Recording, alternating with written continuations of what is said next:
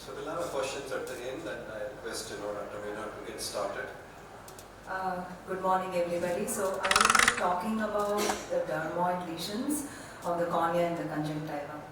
So we all know dermoids are a part of spectrum of tumors which are known as choristomas, which actually originate from the Greek word choris, which is separate, and omas means tumor. So the choristomas of the eye predominantly are present in the cornea, the conjunctiva, and the lateral canthus and the orbit. The other choristomas of importance is the teratomas. As is known, these are the most common benign lesions at birth. Usually, cancerous lesions in children are usually present at birth, and just like them, these non-cancerous lesions also appear at birth. But they are very distinct in morphology and can be easily differentiated from the other benign lesions at birth, especially the nevi, which come with a pigmented mass. So these are white, tan or yellow colored and fixed to the underlying structure, and these are associated most commonly as we see in the golden hour syndrome. So again, choristomas are nothing but normal tissue in an abnormal location. So the typical description of dermoids are an elevated firm mass, and these are usually seen adjunct to the limbus at the infratemporal part in more than around 70%. They are usually unilateral and maybe unifocal, but in certain conditions which are known as the ring dermoid, which have a mutation of the PITX2 transcription factor, they can be present as a form of a flat lesions around the limbus, which is known as a ring dermoid. Very rarely you can find that the dermoid can involve the complete part of the cornea, and these are known as epicorneal dermoid.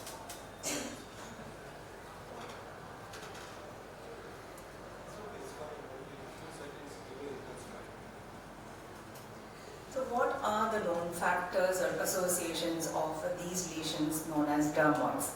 These are not hereditary in predominant cases, so there is probably very little work done in the genetic associations.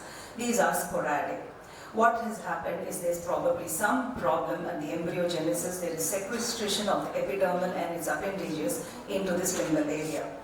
Apart from sporadic associations, a few autosomal dominant conditions which involve the PAX6 mutation and PITX2 mutation have been associated. And very rarely, X-linked type of recessive association and trisomy 8 mosaicism. A history of maternal infection for viral etiology has to be elicited, and if there is an association of golden hour syndrome, it has been shown that maternal diabetes and nicotine exposure could be associated. Man has classified dermoids in 1950s, and this is predominantly a very useful classification because these are very simple and easy to follow.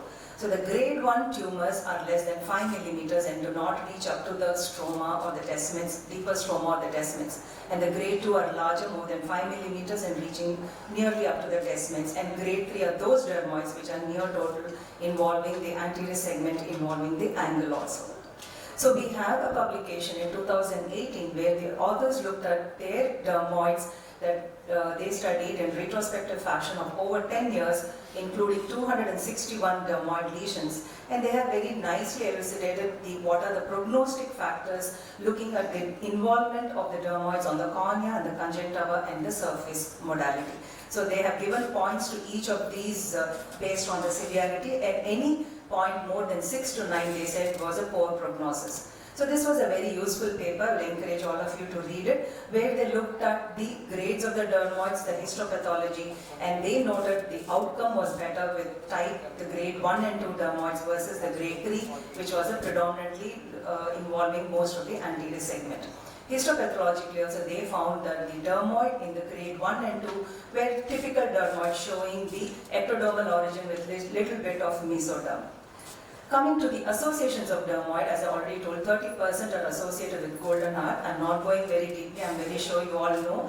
It is an ophthalmic auricular vertebral condition with a slight male preponderance involving the first and the second branchial arch.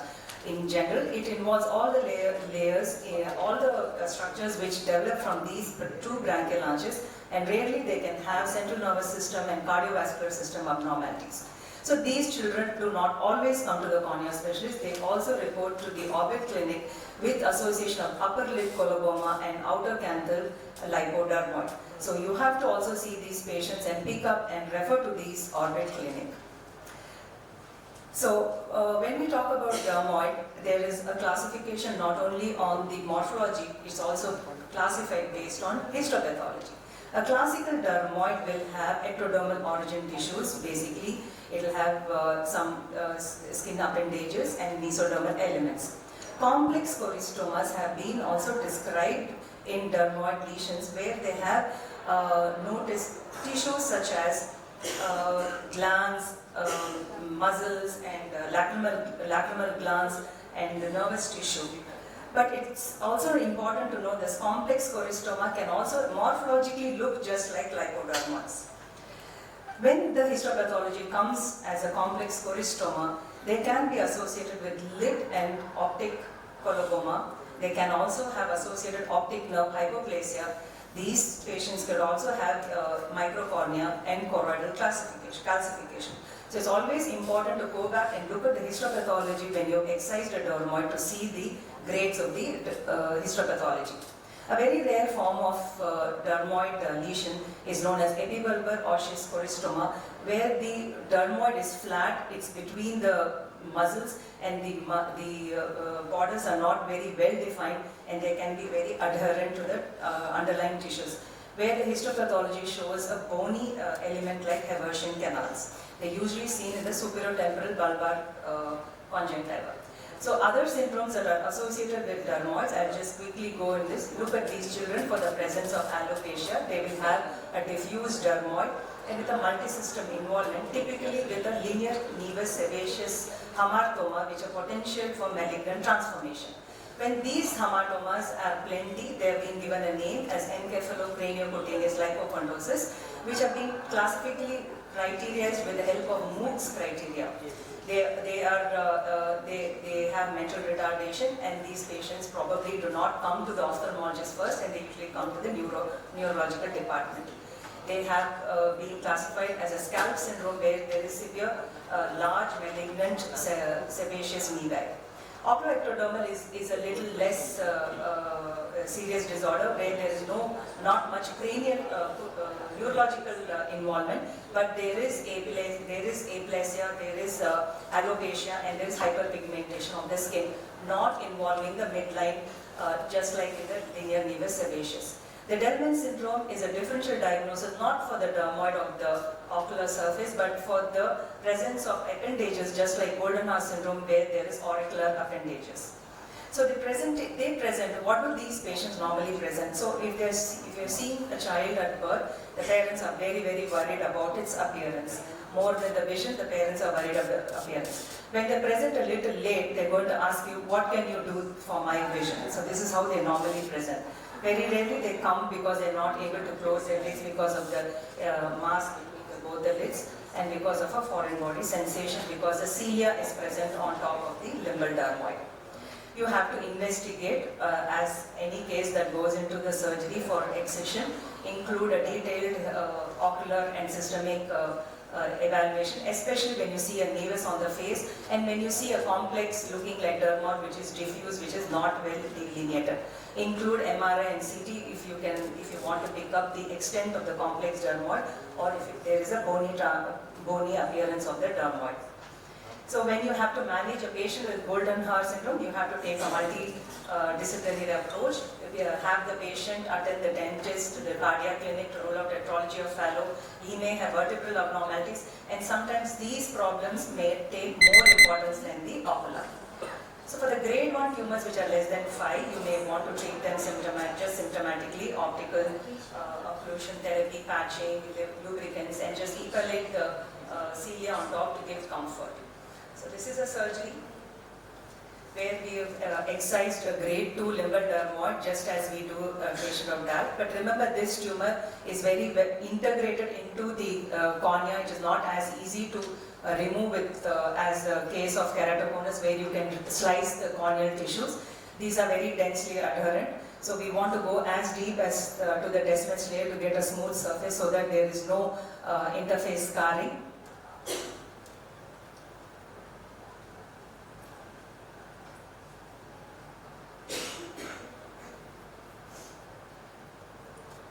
So we sealed it with a fibrin glue when there was a perforation.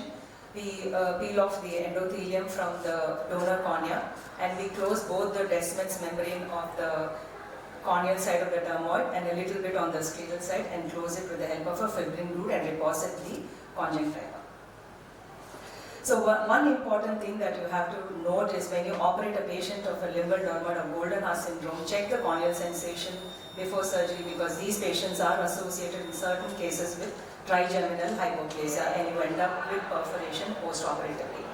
So grade 1 tumors can be debulked, and that area can be closed either with a conjunctiva with a multi-layered amniotic membrane, or just with a it can be left even as a pterygium, as a bare sclera in certain cases. And some of the authors have used mitomycin C to reduce the incidence of pseudopterygium.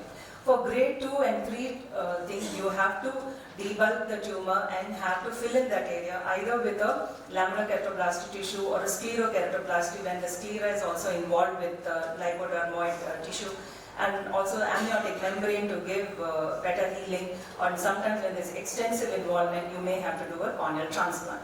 So whatever said and done, there is not much great outcome in dermoid surgery. There are a number of these with no great improvement in the outcomes, possibly because this is present at birth and causes a severe amblyopia. A pre-existing astigmatism and a pre-existing hyperopia are poor prognostic factors. This is because it doesn't affect only that area of the cornea where the dermoid is present, and it actually involves all the intrinsic corneal fibers, and removing only that part of the cornea does not actually improve the vision. So just quickly going through some of the cases. So we see this young man who comes with a dermoid lesion on the temporal aspect, and when you see his vision is 6/6, and it's just a type 1, it's a grade 1 dermoid. And this is another patient that I saw recently with a lot of limbal, auricular appendages, and he had undergone dermoid excision when he was 4 months old, and he wanted to know what he could do for the vision. So the other eye, which was not operated, as you will see, has maintained a good vision, and his operation at the 4 months of age had actually not been beneficial to him. So this is one take-home message, that operating even at early stage does not improve vision. Case 3, you see here the vision has improved after the dermoid excision by one line, and is also the patient has now become accepting to the contact lens. He wants to use a contact lens over this. Here you will see that after the limbal dermoid has been removed, the axis of flattening at 100 degrees remains before the dermoid excision and after the dermoid excision. So does the size of dermoid mean that the systemic associations could be less or more? Probably there is no relationship between the size of the dermoid and the systemic associations. Always see the presence of any nevus in the face and refer the patients to the dermatologist because of the malignant transformation. They could also have choroidal calcification, as in this case. So in the end, dermoids are benign lesions. The surgeries are generally safe. Most common indication seems to be cosmesis. Rule out golden hour syndrome and other neurocutaneous disorders. And if they are complex dermoids, look out for the rare associations. And in a child, when you operate for dermoid, do not forget amblyopia therapy. And also there are very rare complications like interface vascularization, pseudopterygium, and scar. Thank you so much. Thank you, Dr. Meena. That's a very comprehensive